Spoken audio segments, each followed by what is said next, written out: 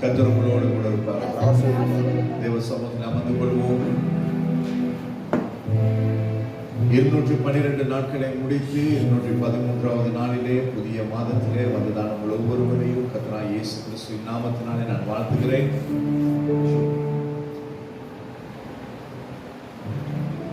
கர்த்தர் தாமே உங்களை ஆசீர்வதிப்பாராக. கர்த்தர் கடந்த 7 மாதங்கள் நமக்கு வாக்குத்தத்தங்களை தந்தார். அந்த வாக்குத்தத்தங்களை அநேகமாய் நிறைவேற்றி வருகிறார். நாங்கள் உண்மையில்லாதவர்களாக இருந்த பொழுதிலும் நம் தேவன் உண்மை உள்ளவராகவே இருக்கிறார். அந்த தேவனுக்கு மாத்திரம் நாங்கள் நன்றியுள்ளவர்களாக இருக்கிறோம். இந்த 8வது மாதத்திலும் கர்த்தர் நம்மோடு கூட பேசுவார். ஆதியாகமத்தின் புத்தகம் 26வது அதிகாரத்தை நீங்கள் முழுமையாய் வாசித்து பாருங்கள்.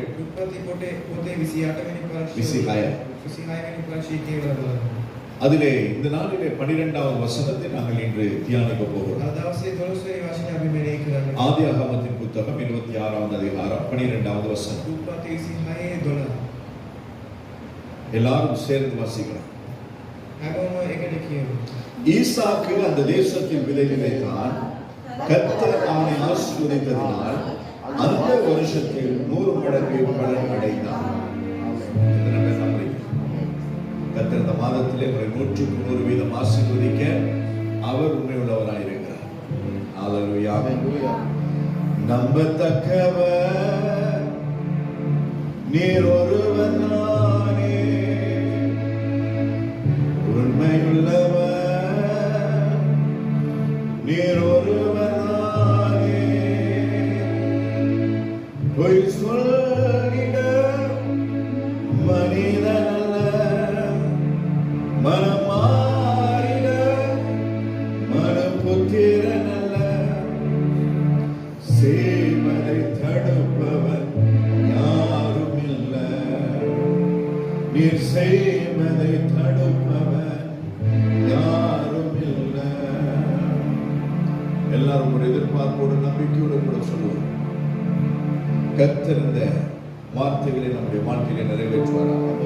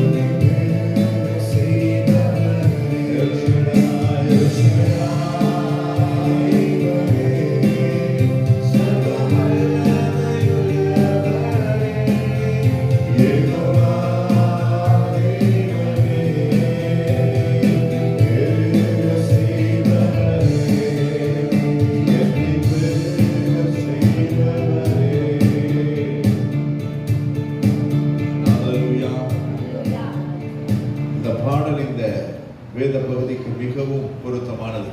මේ වචනේ මේ ගීතිකා මේ වචනේ ගොඩක් පොරොන්දු වෙනවා. ஏனென்று சொன்னால் இந்த ஏசேக்கு சித்தன்னா எல்லாமே இந்த அதிகாரத்தில் வருகிறது நம்மால பார்க்க முடியும். මේ ඔක්කොම මේ පරිච්ඡේදයක අපිට බලා ගන්න පුළුවන්. வீட்டில் போயிட்டு அந்த அதிகாரத்தை முழுவதுமாய் பல முறைகள் வாசித்து பாருங்கள். கர்த்தர் பல கோணங்களில் உங்களோடு கூட பேசுவார். ගෙදර ගිහලා මේ වචන හොඳට කියවලා බලන්න දෙවියන් වහන්සේ ඔයගොල්ලෝ සමග කතා කරනවා. ஆபிரகாமின் நாட்களுக்கு பின்பதாக ආබ්‍රහම්ගේ කාලයට පසුව இன்னும் ஒரு பஞ்சம் உண்டானது. තවත් சாகதம்.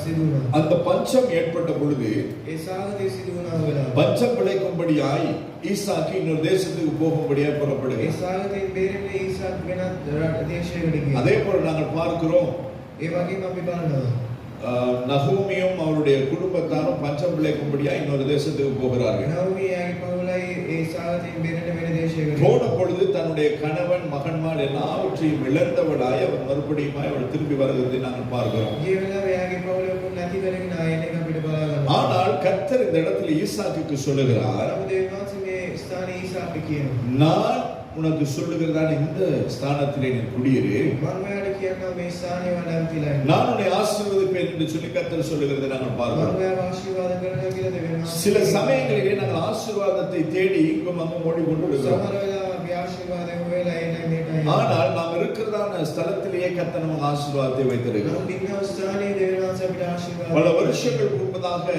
கீழ்த்தளத்திலே நாங்கள் ஆராதித்துக் கொண்டிருக்கும் பொழுது අවුරුදු ගානකට කලින් අපි පල්ලෙය තට්ටුවේ නමස්කාර කරා. மிகவும் நெருக்கப்பட்டு மனசோர்வடைந்து ஆண்டவரே எங்களுக்கு ஒரு நிரந்தரமான இடம் இருந்தால் நலமா இருக்கும் என்று சொல்லி நாங்கள் ஜெபித்தது உண்டு. ගොඩක් අමාරු වෙන අපිටම කියලා ස්ථානෙත් එක්ක හොඳයි කියලා අපි ආඥා அந்த நேரத்திலே கர்த்தர் சொன்னார், உன்னுடைய காலுக்கடியிலே தான் உனக்கு வைத்திருக்கிறதான இடம் உண்டு என்று ඒ சொல்லி. වෙලාවේ දෙවියන් වහන්සේ කිව්වා කකුල තියන අවස්ථාවේ තමයි වගේ ස්ථානයේ அப்ப තියෙන්නේ. காலுக்கு அடியிலன்னு சொன்னா இது பக்கத்துல කකුලේ පල්ලෙය அப்படின்னு நான் நினைச்சேன். එහෙම මම කිව්වා. நினைச்சு பக்கத்துல எங்கெங்கெல்லாம் டூலெட் போர்ட் போட்டிருக்கோம் அங்கெல்லாம் போய் கேட்டது உண்டு. එහෙම ඉතලා කොයි කොයි ස්ථානේ බෝධා තියෙන ඒ ස්ථානේ கடைசியா 30 இருக்கிற ஜாமா புதுசா ஒரு பில்டிங் கட்டி ஒரு ஃப்ளோர்ல ஒரு லொட் அப்படியே ஃப்ரீயா இருந்தது. අන්තිමට ඒ කඩේ උඩ තට්ටුවේ ස්ථානයක් තිබ්බා. அதையும் நாங்கள் போய் கேட்டு எல்லாம் சரி ஓகே அப்படின்னாச்சு. ඒ ස්ථානෙට අපි ගිහලා ඔක්කොම හරි කියලා කිව්වා. கடைசியில் நாங்கள் அதை கன்ஃபார்ம் பண்ண போகும்பொழுது அவருடைய மனைவியும் மகனும் අන්තිමට අපි ඒක கத்தோலிக்க திருச்சபையில முக்கியமான ஒரு பங்கு வகிக்கிறதுனாலே ஆலயத்துக்கு அந்த இடத்தை தரமாட்டோம் என்று விட்டார்கள். ඒගොල්ලෝගේ පවුලේ කතෝලික සභාවේ ලොකු ස්ථානයක් ඉන්න නිසා සභාවකට දෙන්නේ නැහැ කියලා ඒගොල්ලෝ කිව්වා. என்ன ஆண்டவரே செய்யறதுன்னு சொல்லி அப்படி யோசித்து கொண்டிருக்கும் பொழுது මොනවද කරන්නේ කියලා හිතනකොට இந்த மேல் தட்டிலே அடுத்த தட்டிலே இருந்ததான வகுப்புகள் நிறுத்தப்பட்டிருந்தது.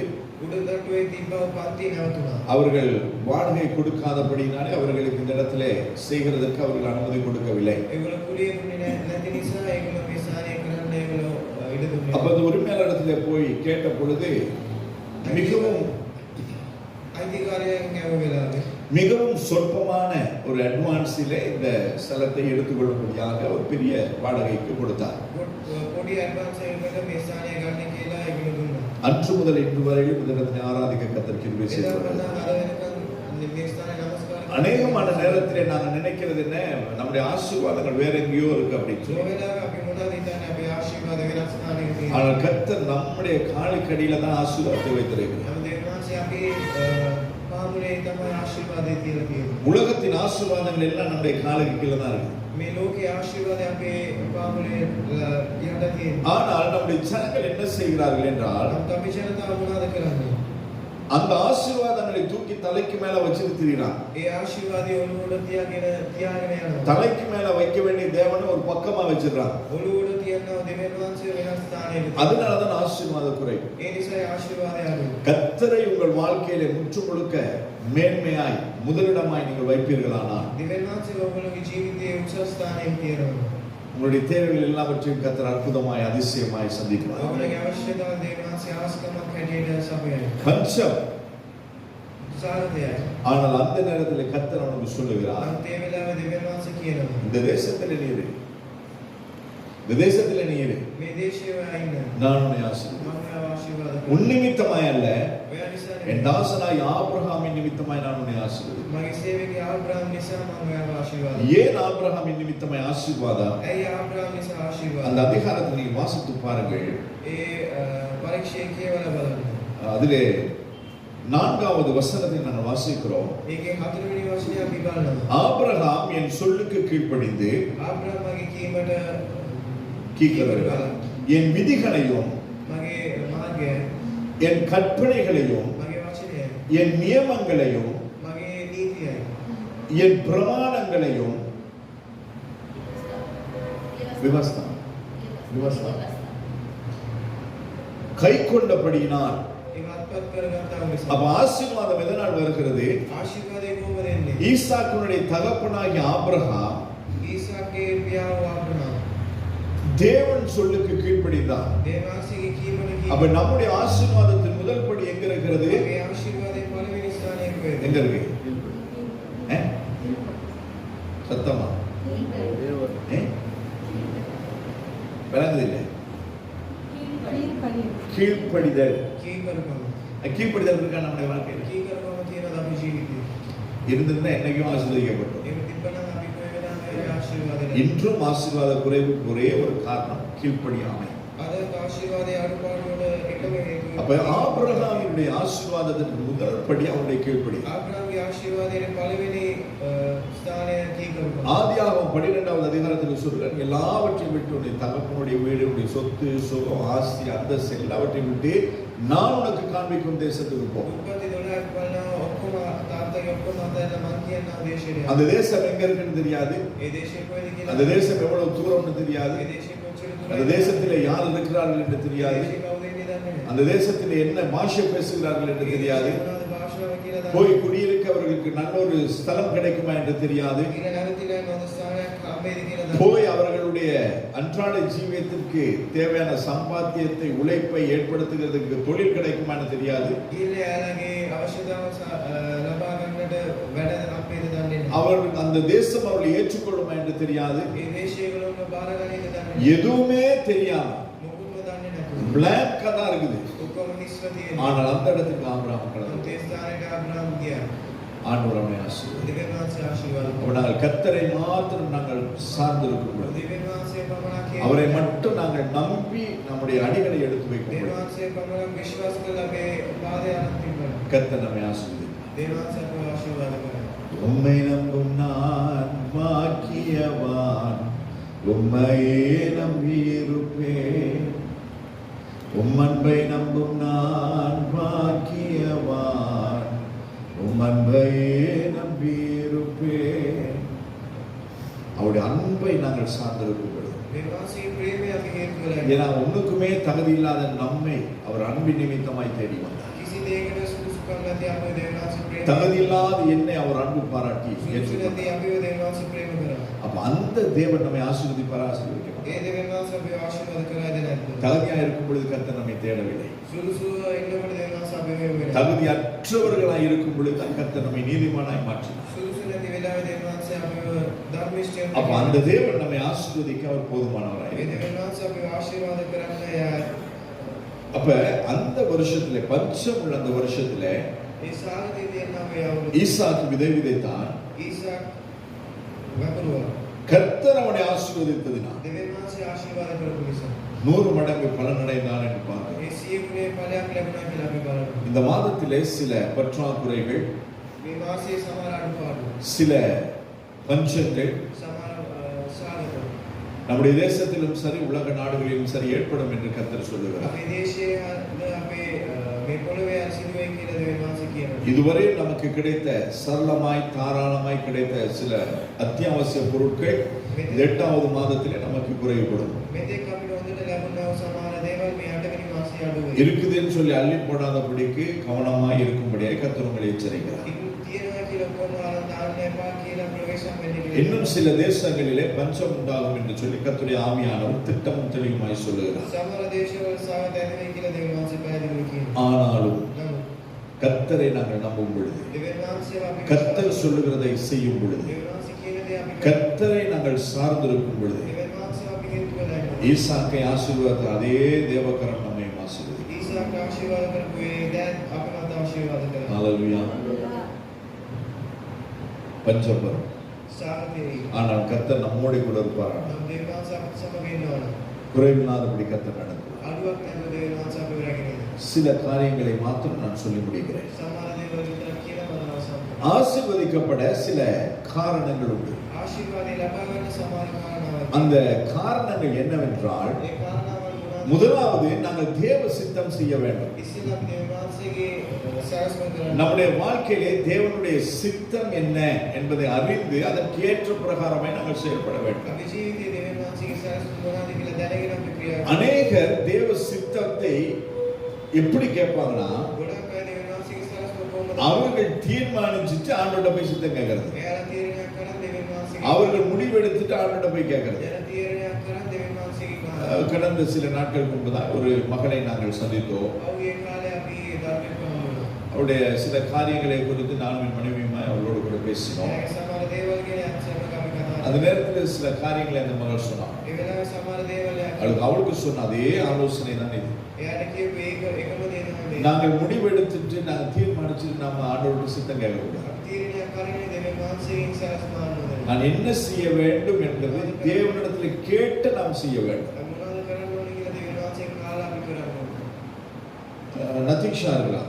ප්‍රතික්ෂේප இப்போ இந்த வருஷம் அவ செலக்ட் பண்ணணும் என்ன பாடம் படிக்கிறது அப்படி. මේ අවුරුද්දේ ආතෝර ගන්න ඕනේ මොනවද පාඩමයක්. அவ என்ன பாடம் படிப்பான்றது அவளுக்கு தான் தெரியும். එයා මොනවද පාඩම් කරන්නේ කියලා. எந்த பாடத்துல அவள் எந்த ஸ்பெஷலிஸ்ட்ன்றது அவளுக்கு தான் தெரியும். මොන පාඩමේ එයා හොඳයිද කියලා එයා තමයි දන්නේ. ஆனால் அவ ஓடி வந்து என்கிட்ட கேட்டா, නමුත් එයා දුවලා ඇවිල්ලා මගෙන් ඇහුවා. பாஸ்டர் நான் என்ன சப்ஜெக்ட்ஸ் நான் செலக்ட் பண்ணணும் මම මොනවද පාඩම් அப்படின்னு லிஸ்டோட வந்துட்டா. ඒ මිනිස්ටර් සමග ඇවිල්ලා හිටියා. இதுதான் தேவ சித்தம் கேட்கிறது. මේ තමයි දේව වහන්සේගේ සැලසුම ආනෝදේ. அதாவது ஒரு தேவ மனுஷனை சார்ந்து இருக்கிறது. දේව වහන්සේ මිනිස්සෙක් හේතු වෙලා ඉන්නේ.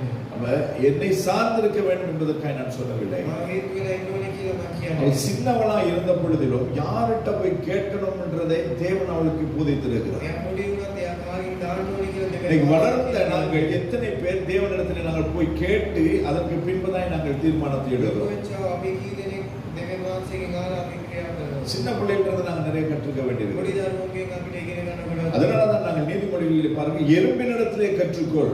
අපි වචනය බලලා භූමියාගෙන් ඉගෙන ගන්නවා. எறும்பினிடத்தில் என்ன கற்றுக்கொள்ள இருக்கு? භූමියාගෙන් මොනවද ඉගෙන ගන්න තියෙන්නේ? ஒண்ணுமே கற்றுக்கொள்ள இருக்கு. எறும்பை கண்டா நாங்க நசிச்சு போட்டுருவோம். භූමියෙන්ම දැක්කොත් අපි எறும்பு வராம இருக்கிறதுக்காக நாங்க என்ன பண்ணுவோம்? சீனி டப்பா கொண்டு தண்ணிக்குள்ள இறக்கி வைப்போம். භූමිය එන්නේ නැති වෙන්න අපි සීනි බෝතලේ අරන් වතුරේ දාලා තියෙනවා. எறும்பு வரக்கூடாது. භූමිය යන්න හොඳ නැහැ. ஆனால் வேதம் சொல்லி எறும்பினிடத்திலே நீ கற்றுக்கொள். වචනේ කියනවා භූමියාගෙන් அப்ப ඉගෙන எறும்பினிடத்திலே கற்றுக்கொள்ளணும்னா எறும்பை நீ வர விடணும். භූමියාගෙන් ඉගෙන ගන්න ඕනේ. භූමියට எறும்பனை உற்று பார்க்க வேண்டும். භූමියාව බලන්න ඕනේ. அப்ப அந்த எறும்பினிடத்திலும் கற்றுக்கொள்ள வேண்டியதை கர்த்தர் நமக்கு வைத்திருக்கிறார். ඒ භූමියාගෙන් ඉගෙන ගන්න දේවාස අපේ அப்ப දේවාස எறும்பினிடத்திலேயே கற்றுக்கொள்ள வேண்டுமானால் நாங்க இன்னும் எவ்வளவு காரியங்கள் கற்றுக்கொள்ளணும். භූමියාගෙන් අපි ඉගෙන ගන්න ඕන තව කොච්චර அப்ப தேவ சித்தம் செய்கிறவர்களாய் நானும் நீங்கள் இருக்க வேண்டும், ஆசீர்வதிக்கப்பட வேண்டுமானால். දේවාසයේ සලස්ම කරන්න ඕනේ අපිට ආශිර්වාදයක්. இரண்டாவது, දෙවන ஈசாக்கு தகப்பனுக்கு கீழ்ப்படிந்தவன். ඊසා පියාණන් කී කරපු நீ எத்தனை பேர் உங்கள் மாம்சத்துக்குரிய தகப்பனுக்கு கீழ்ப்படுறீங்க, ஆவிக்குரிய தகப்பனுக்கு கீழ்ப்படுறீங்க? අද කී දෙනෙක් ඔයගොල්ලෝ මාංශීය පියාට ආත්මික පියාට කී කරපු உங்களுக்கு ஒண்ணும் தெரியாது. ඔයාලට කිසි දෙයක් දන්නේ இப்போ உள்ள பிள்ளைங்க நம்ம பிள்ளை அப்ப பெற்றோரை பார்த்து சொல்றது. දැන් ඉන්න ළමයි දෙමව්පියන්ව බලලා කියනවා. ஆவிக்குரிய தகப்பன்ட்டு நம்ம போறதே கிடையாது. ආත්මික පියාගම අපි යන්නේ නැහැ. அந்த யார் நமக்கு சொல்றது? එයා කවුද අපිට කියන්නේ? ஞாயிற்றுக்கிழமை போனோமா, ஆராதனை முடிச்சோமா வந்துடும், அவ்வளவுதான். ඉරිදා ගියාද නමස්කාරය කරනවා. அவருக்கு நமக்கு எந்த விதமான சம்பந்தமும் கிடையாது. එයාට අපිට කිසි සම්බන්ධයක් ஆனால் உங்கள் உலகத்து தகப்பனை காட்டிலும் உங்கள் வாழ்க்கையின் பொறுப்பு ஆவிக்குரிய தகப்பனுக்கு உண்டு. නමුත් ඔයාලගේ ලෝකීය පියාට වඩා ආත්මික நீங்க கல்யாணம் கட்டி செட்டில் ஆயிட்டீங்கன்னா உங்க அப்பா சந்தோஷப்படுவார். ඔයා විවාහය වුණා නම් තාත්තා සතුටු වෙයි. ஆனால் உங்கள் ஆவிக்குரிய தகப்பன் நீங்க செட்டில் ஆகிறத சந்தோஷப்பட மாட்டார். නමුත් ආත්මික පියා ඔයාලා සෙටල් වෙන එක සතුටු நீங்க වෙයි. என்னைக்கு போய் பரலோகத்துல செட்டில் ஆகிறீங்களோ அன்னைக்கு தான் அவருக்கு சந்தோஷம் உண்டு. ඔයාලා කවුද ස්වර්ග රාජ්‍යයට යනවාද එදා තමයි යාට සතුටු. அப்ப இந்த பூமியில உங்க யாத்திரை முழுவதுமாய் முடிய வேண்டும். මේ පොළොවේ ඔයගොල්ලෝගේ ගමනේ අවසන් என் ஆண்டவருக்கு முன்பதாய் நீங்கள் நிற்கும் வரைக்கும் ஆவிக்குரிய தகப்பன் உங்கள் வாழ்க்கையிலே அவர் பொறுப்புள்ளவராய் இருக்கிறார். දේවාසික ඉදිරියේ ඉන්නකම් ආත්මික පියා තමයි ඔයාලා அப்ப நீங்க බලන්නේ. கீழ்ப்படியும். එතකොට ඔයාලා කී எத்தனை කරනවද? பேர் கீழ்ப்படியும்? කී දෙනෙක් කී කරනවද? கீழ்ப்படியும் பொழுது ஆசீர்வாதம். කී කර වෙනකොට ආශිර්වාද. ஈசாக்கு தன்னுடைய ஜீவனையே கர்த்தருக்கு பலி செலுத்தும்படியே ஒப்பு கொடுத்தார். ඊසාක් තමයි ජීවිතයම පූජාවට කැපවුණා. தன்னுடைய தகப்பனிடத்திலே தேவன் கேட்டதை செய்யும்படியாய் தன்னை ஒப்பு கொடுத்தார். පියාගෙන් පියාට එයා කැප වුණා එයාගේ දෙවියන් වහන්සේ කියන එක අහන්න. அப்ப எந்த பிள்ளைகள் பிதாவினுடைய சித்தம் செய்கிறதற்கு உங்களை உங்கள் தேவ மனுஷனுக்கு ஒப்பு கொடுக்குறீங்க, ஆவிக்குரிய தகவலுக்கு ஒப்பு கொடுக்குறீங்க. කී දෙනෙක් ආත්මික පියාට ඕගොල්ලෝ බාර දෙනවා දෙවියන් වහන්සේ. அப்போஸ்தலர் நடவடிக்கைகளில் வேதத்திலே நாங்கள் பார்க்கிறோம், ක්‍රියාපදයන් பவுலுக்காய் தங்களை ஜீவனை கொடுக்கிறதற்கே சிலர் முன் வந்தார்களாம். පවුල් වෙනුවෙන් එයාගේ ජීවිතය කැප කරන්නම සමහර අය ඉදිරියට ආවා. கருத்தை வேணும்னாலும் வெட்டுங்க, என் ஜீவனை வேணுமானாலும் எடுத்துக்கொள்ளுங்க. ජීවනය වුණත් අරගන්න. எத்தனை ஆவிக்குரிய பிள்ளைகள் இப்படி ஆவிக்குரிய பெற்றோருக்கு நாங்கள் கீழ்ப்படிகிறோம். ආත්මික දරුවන් කී දෙනෙක් ආත්මික පියාට මේ எனக்கு கீழ்ப்படிய வேண்டும் என்பதற்காக சொல்லவில்லை, මට කී කර වෙන්න ඕනේ කියලා මම இது කියනවා. ஆசீர்வாதத்தின் இன்னும் ஒரு படி. මේ ආශිර්වාදයෙන් තවත් தவப்பிய வழக்கு. அடுத்தது ඊළඟ நம்ம பிள்ளைங்க இன்னைக்கே காதல் வயப்பட்டு காதல் லயப்பட்டு இருக்கிறாங்க. අපේ දරුවන් ධර්ම ප්‍රේමයේ ගැට වෙලා තියෙනවා. நம்ம என்ன சொல்றோம், நம்ம சொல்றோம் முளைச்சு 3 இலை விடல அதுக்குள்ள இவங்களுக்கு இப்படியா அப்படின்னு. අපි කියන තාම ලොකුනේ වන්ද ධර්ම මේනවා. ஆனால் ஈசாக்கு 40 வயது வரைக்கும் அவன் பெண் பார்க்கல. නමුත් ඊසා කවුරු 40 වෙනකන් එයා ඥානවය බැලුවේ නැහැ. தனக்கு ஒரு வாழ்க்கை துணை வேண்டும் என்று தேடி அலையவில்லை. තමන්ගේ ජීවිතයේ ආරක්ෂා அவன் காதல் லயப்படவில்லை. එයා ප්‍රේමයේ වැටුනේ. தன்னுடைய மாம்சத்துக்கு தன்னை விட்டு கொடுக்கவில்லை. එයාගේ මාංශයට එයා ஆதியாகமத்தின் புத்தகம் 25வது அதிகாரம் 20வது வசனத்தில் நாங்கள் பார்க்கிறோம், උපත්තේ 25 அவன் 40 வயதிலே தான் அவன் திருமணம் முடிக்கிறான். එයා අවුරුදු 40 එයාට කසාදයක් அது ගන්නවා. யாரு? பெற்றோர் பார்த்து வைக்கிற பிள்ளை தான் திருமணம் முடிக்கிறான். ඒ දෙමව්පියන් බලපු කෙනෙක්ව තමයි එයා කසාද. இன்னைக்கு அநேகருடைய வாழ்க்கையிலே கண்ணீரும் கவலையுமா இருக்கிறதற்கு ஒரே ஒரு காரணம், අද ගොඩක් අය ජීවිතයේ කඳුළු තියෙන කාරණේක முன்னுக்குள்ள இந்த ரெண்டும் மூணாவதுல செயல்படுகிறது. ඉස්සරහ ඉන්න දෙන්න පිටිපස්සෙන් ක්‍රියා என்னது? தேவ சித்தம் கேட்கறது கிடையாது, දේවාංශිකින් අහන්නේ නැහැ. ஆவிக்குரிய தகப்பனுட்டியோ நம்முடைய மாம்சத்துக்குரிய தகப்பனுடைய கேட்கறது கிடையாது. ආත්මික පියාගේ මාංශයේ පියාගෙන් අහන්නේ නැහැ. நாமா போய் குழியில விழுதுறது. අපිම ගිහින් වැටෙනවා. அதுக்கு பிறகு நமக்கு விரும்பி வர வாய்ப்பே கிடையாது. ඊට පස්සේ අපි නැගිටලා ඉන්නේ කිසි මාර්ගයක්. ஈசாக்கின் ஆசீர்வாதத்துக்கு இதுவும் ஒரு காரணம். ඊසාගේ ආශිර්වාදයෙන් මේකත් කාරණා. ஆதியாகமம் 24:63 நாங்கள் வாசிக்கிறோம், උත්පත්ති 24:43 ஈசாக்கு ඊසා அவன் தியானம் செய்கிறவன், ஜெபம் பண்ணுகிறவன். ඒ ආත්මය කරනා මිනිස්සු. நாம எத்தனை பேர் தியானம் பண்றோம், எத்தனை பேர் ஜெபம் பண்றோம்? අපි කී දෙනෙක් මෙනෙහි කරනවා, කී දෙනෙක් යාත්‍රා කරනවා. தியானம் வேறு, ஜெபம் வேறு.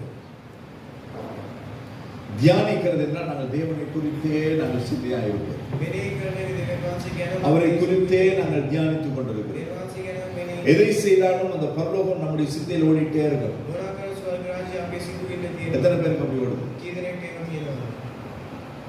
ஜெபம் என்கிறது நாங்கள் தேவனோடு கூட பேசுகிறோம். යාත්‍රාව කියන්නේ දෙවියන් වහන්සේ සමග කතා කරනවා.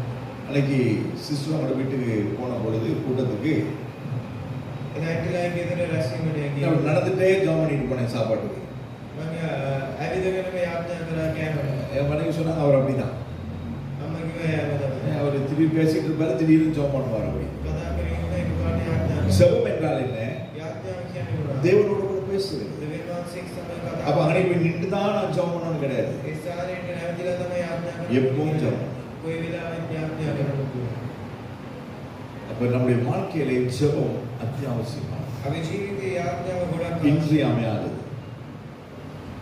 கண்டிப்பாய் செய்ய வேண்டியது. අනිවාර්යෙන් කරන්න ඕන දෙයක්. இந்த வாஸ்து பாருங்க 24வது அதிகாரத்துல 24 වෙනි පරිච්ඡේදයේ அவன் தியானமாய் இருக்கும், தியானம் பண்ணி கொண்டிருக்கும் பொழுது, විවේක කරන அவன் ஜெபம் பண்ணும் பொழுது යාත්‍රා කරන அந்த நேரத்துல தான் அவனுக்கு பொண்ணே கிடைக்குது. ඒ වෙලාවට මෙයාට කෙනෙක් හම්බෙන්නේ. அப்பதான் என்னது ஒட்டகத்து மேல ஏறி வராம.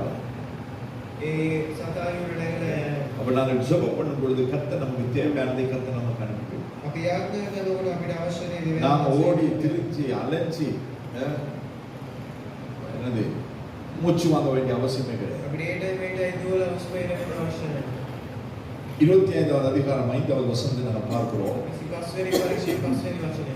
ஆபிரகாம் ආබ්‍රහම් தன்னுடைய ஆஸ்தி, சொத்து, சுகம் எல்லாவற்றையும் அவன் தன்னுடைய பிள்ளையாகிய மகனாகிய ஈசாக்குக்கு கொடுத்தான் என்று சொல்றார். තමාට අයිති හැම දෙයක්ම යාගේ දරුවා ඊසාක්ට அப்ப දුන්නා. நாம தேவ சித்தத்துக்கு கீழ்ப்படிந்து දෙවියන්ගේ සැලැස්මට කී தகப்பனுக்கு கீழ்ப்படிந்து පියාට කීකරු වෙලා. தேவனுடைய நேரத்துக்கு காத்திருந்து දෙවියන්ගේ වෙලාවට බලාගෙන நாங்கள் ஜெபம் தியானத்திலே ஈடுபட்டு අපි යාඥා මෙනෙහි කරලා தேவன் எதிர்பார்க்கிற விதமாய் நாங்கள் வாழும் பொழுது දෙවියන්ගේ බලාපොරොත්තු වෙන විදිහට අපි ජීවත් වෙනවා. ஈசாக்குக்கு தன்னுடைய எல்லாவற்றையும் கொடுத்த ஆபிரகாமை போல ඊසාක්ට යාගේ හැමදේම දීපුවා. உங்களுக்கும் எனக்கும் தேவையான எல்லாவற்றையும் பரலோகத்து பிதா நமக்கு தருவார். ඔයාටයි මටයි අවශ්‍ය දේ ස්වර්ග රාජ්‍යයෙන් නව දෙවියන් වහන්සේ අපිට සපයනවා. புரியுதா?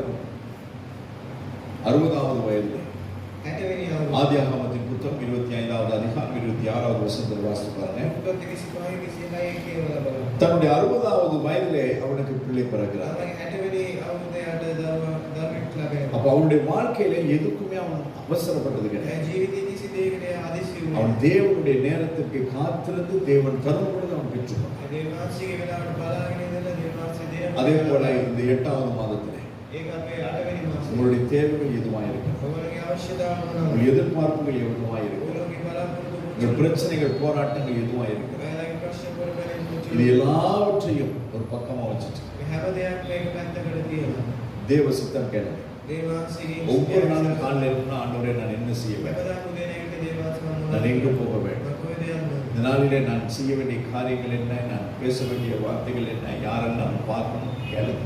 අදවසේ මම මොනවද කරන්න ඕනේ, කොහෙද යන්න ඕනේ, කවද බලන්න ඕනේ කියලා අහන්න. உங்கள் எல்லா காரியங்களையும் உங்களுடைய ஊழியக்காரனோடு கூட, உங்களுடைய ஆவிக்குரிய உங்களுடைய உலகத்துக்குரிய தகப்பனோடு கூட பகிர்ந்து கொள்ளுங்கள். ඔයගේ හැම දෙයක්ම ආත්මික පියා ලෝකීය පියාත් எந்த ஒரு காரியத்தையும் செய்ய அவசரப்படாது. කිසි දෙයක් කරන්න හදිසි වෙන්න එපා. எல்லா காரியங்கள் செய்வதற்கு முன்பதாக ஜெபத்திலும் தியானத்திலும் தேவ சமூகத்தில் அமர்ந்திருங்கள். හැම දෙයක්ම කරන්න කලින් දෙවියන්ගේ මුගේ වාඩි වෙලා යාඥා කරන්න. அப்பொழுது இந்த மாதத்திற்கு தேவையான அத்தனை காரியங்களையும் அன்றாடம் கர்த்தர் உங்களுக்கு தந்து உங்களை ஆசீர்வதிப்பார். එතකොට මේ මාසයේ වන සියලු දේ දෙවියන්ගේ දීලා ආශිර්වාද කරනවා. இத்தனை பேர் நம்புங்க. කී දෙනෙක් විශ්වාස කරනවා? விசுவாசிக்கிறவன் நான் எல்லாம் போதும். විශ්වාස කරන කෙනාට හැම දෙයක්ම கர்த்தர் உங்களை ஆசீர்வதிப்பார். දෙවියන්ගේ ආශිර්වාද කරනවා. கர்த்தருக்கு சித்தமானால் அவருடைய வருகை தாமதிக்குமானால் දෙවියන්ගේ කැමති නම් දෙවියන්ගේ ඊමේල් இந்த ஆசீர்வாதத்தின் மிகுதியான காரியங்களை நாங்கள் முதலாவது ஞாயிற்றுக்கிழமை நாங்கள் தியானிப்போம். මේ ආශිර්වාද ඉදිරි කොටස අපි ඊළඟ இந்த நாளிலே வந்தவங்களுக்கு மாத்திரம்தான் இந்த முதல் ஆசீர்வாதம். මේ අද දවසේ ආපුවාට තමයි මේකේ පළවෙනි ආශිර්වාද. வராதவங்களுக்கு இது கிடையாது. ආපුණාදී ආයෙ මේක. எனவே கர்த்தர் தாமே உங்களை ஆசீர்வதிப்பார். ඔයගොල්ලෝ ආශිර්වාද. நல்ல ஆண்டவரே, இந்த நாளுக்காய் நாங்கள் உமக்கு நன்றி செலுத்துகிறோம். தேவரே, 212 நாட்களை முடித்து 213வது நாளிலே ஒரு புதிய மாதத்திலே உடைய சமூகத்துக்கு வந்து உடைய சத்தத்தை கேட்க எங்களுக்கு இரக்கம் செய்தீரே, உமக்கு ஸ்தோத்திரம். ஆண்டவரே, மிகுதியாய் உள்ள 152 நாட்கள் இன்றோடு கூட சேர்ந்து இருக்கிறதா 153 நாட்களும் உடைய சித்தத்தை அறிந்து செயல்பட கர்த்தர் எங்களுக்கு இரக்கம் செய்வீரார். வந்துதான் உடைய பிள்ளைகள் ஒவ்வொருவரையும் பிதா குமாரன் பரிசுத்த ஆவியாக திரியேக தேவன் ஆசீர்வதிப்பீரார். உடைய பிள்ளையுடைய கையின் பிரயாசங்கள் ஆசீர்வாதமாய் மாறட்டும். உடைய பிள்ளையுடைய போக்கிலும் மரத்திலும் கர்த்தருடைய பாதுகாப்பு இருக்கட்டும். ஆண்டவரே, உடைய பிள்ளைகளை இதுவரையிலும் நெருக்கி வைத்திருந்ததான எல்லா நெருக்கங்களும் உடைய பிள்ளைகளுக்கு விசாலமாய் மாறட்டும் என்று நான் சொல்லுகிறேன். ஈசாக்கை நீர் ஆசீர்வதித்தீர், ஆபிரகாமை போலவே ஆசீர்வதித்தீர். அவனையும் வெளியிலே அழைத்து, ஆண்டவரே, இந்த வானத்து நட்சத்திரங்களைப் போல நீர் ஆசீர்வாதமாய் இருப்பாய் என்று சொன்னீர். இந்த தேசத்தை உனக்கும் உன் சந்ததிக்கும் கொடுப்பேன் என்று சொன்னீர். அதே போல இந்த மாதத்தில் உடைய பிள்ளைகள் எல்லாவற்றிலும் நிறைவாய் திருப்தியாய் இருக்க கத்திருக்கின்ற குடும்பம் ஆசீர்வாதமாய் இருக்கட்டும். அவருடைய கையின் பிரயாசங்கள் ஆசீர்வாதமாய் இருக்கட்டும். தனிப்பட்ட வாழ்க்கை செழிப்பாய் இருக்கட்டும். இந்த மாதத்தில் நியமித்திருக்கிற எல்லா ஊழியங்களையும் செய்ய தேவையான நடத்துதலும் கிருபையும் உம்மிடத்தில் உண்டாகும். எங்கள் ஆவியாத்மா சரத்தும் இடத்திலே தருகிறோம். ஆண்டவரே, இந்த மாதத்திலே இந்த நாளிலே எப்பொழுது உடைய வருகை சம்பவிக்குமானால் எங்களை தகுதிப்படுத்தும் உங்களுடைய நிற்க எங்களுக்கு இரக்கம் செய்யும். உங்கள் ஒவ்வொருவரையும் உடைய கரத்தினை தாழ்த்தி ஒப்புவிக்கிறோம். இயேசு கிறிஸ்துவின் மூலமாய்